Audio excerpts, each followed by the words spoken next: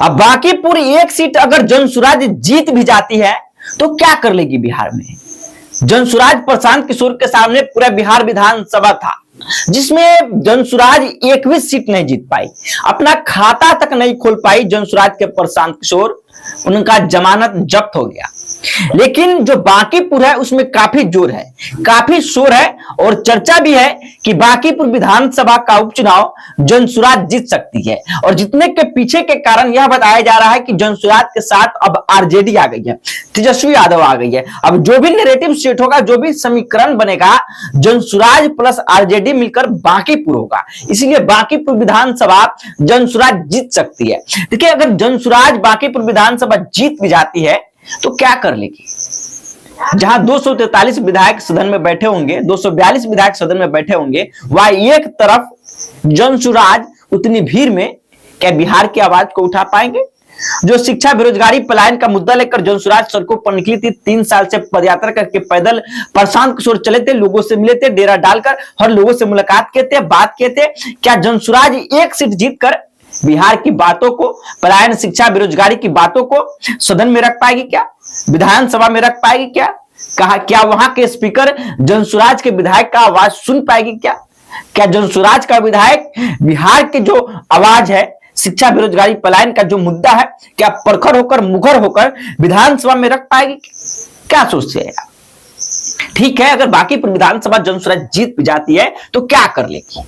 देखिए, हम आपको बताते हैं कि जनसुराज पे इतना जोर क्यों हुआ, इतना चर्चा क्यों हुआ, इतना शोर क्यों हुआ। देखिए, जनसुराज बांकीपुर विधानसभा भाजपा का प्रतिष्ठा बना हुआ है, क्योंकि वहां से नीति नवीन विधायक रहे हैं जो भाजपा के राष्ट्रीय अध्यक्ष हो चुके हैं। और बांकीपुर विधानसभा ऐसे ही कोई आसान बांकीपुर विधानसभा नहीं है, क्योंकि नीति नवीन के परिवार से कई बार से बांकीपुर विधानसभा के विधायक रहते आ रहे हैं। और इस बार भी आरजेडी के विधायक, आरजेडी के उम्मीदवार रेखा गुप्ता को हराकर फिर से नीति नवीन वहां के विधायक बने थे, लेकिन अब वह भाजपा के राष्ट्रीय अध्यक्ष और राज्यसभा सांसद भी बन चुके हैं। इसीलिए बांकीपुर विधानसभा में चुनाव होने हैं। बांकीपुर भाजपा का प्रतिष्ठा है। अगर बांकीपुर विधानसभा भाजपा लूज करती है, हार जाती है, तो उनके लिए प्रतिष्ठा की बात होगी, क्योंकि कई बार से बांकीपुर विधानसभा के नीति नवीन के परिवार ही जीतते आ रहे हैं। और बांकीपुर विधानसभा वो साधारण बांकीपुर विधानसभा नहीं रहा, क्योंकि भाजपा के राष्ट्रीय अध्यक्ष का बांकीपुर विधानसभा क्षेत्र हुआ। और भाजपा के राष्ट्रीय अध्यक्ष के बांकीपुर विधानसभा क्षेत्र अगर हार जाती है भाजपा, तो भाजपा के लिए प्रतिष्ठा की बात होगी, अपमानजनक बात होगी, शर्म की बात होगी। क्योंकि जब बिहार विधानसभा चुनाव हुए थे तो उसमें 10-10 हजार रुपए बांटे गए थे जीविका के नाम पे, बिजनेस व्यापार करने के लिए, अपनी व्यवसाय खड़ा करने के लिए। लेकिन मोबिलाइज हुआ, लोगों ने, विपक्ष के लोगों ने कहा कि वोट खरीदने के लिए 10-10 हजार रुपए बांटे गए थे।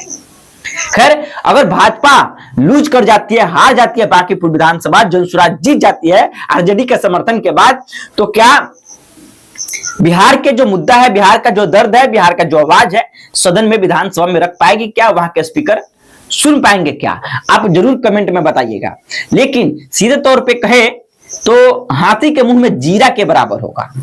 अगर बांकीपुर विधानसभा जनसुराज जीत भी जाती है तो सीधे तौर पे कहे तो हाथी के मुंह में जीरा के बराबर होगा, 32 दांत के बीच एक जीभ के बराबर होगा। तो क्या वह जीभ कितना काम कर पाएगी, आप आकलन करिए अभी, क्योंकि चुनाव होने हैं।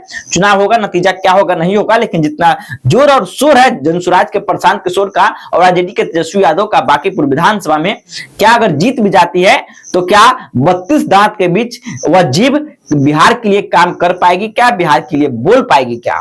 अपना राय कमेंट बॉक्स में जरूर लिखेगा। बहुत बहुत धन्यवाद।